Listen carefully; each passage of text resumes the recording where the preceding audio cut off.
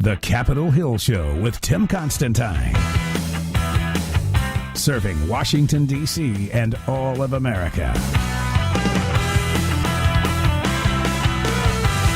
Hi, good afternoon, everybody. It's Tim Constantine with the Capitol Hill Show, joined today by Senator Jim DeMint. Senator, how are you? Hey, Tim, it's great to be with you. Thanks very much for being here. We're officially kicking off the silly season. We got a 2-year presidential cycle going.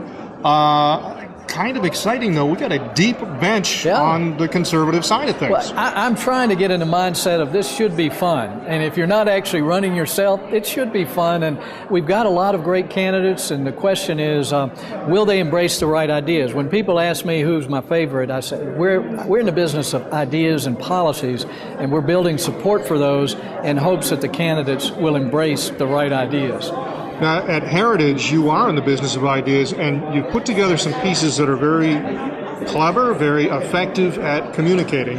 One of the things I think is the Republicans have often had a great message but not communicated it as well to the public. Heritage now, with a daily website, with other things, is doing that very effectively.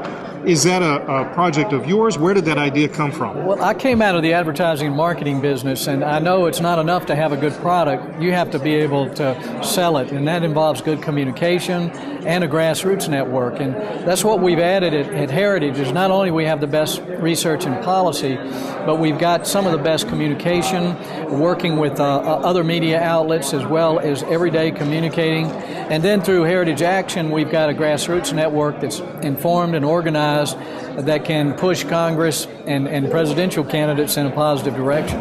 The president, in his State of the Union address, talked about free community college. He talked about lowering the cost of student loans. He talked about free ice cream for everyone. Yeah. Where does that come from? Does anybody stop and question him, okay, how are we going to pay for this? I think more and more people are, and you can also say, what good has it done for high school education for the federal government to make it free? Since the federal government got involved with that, the quality's gone down. Since the federal government started subsidizing higher education, the quality's gone down, the price has gone up.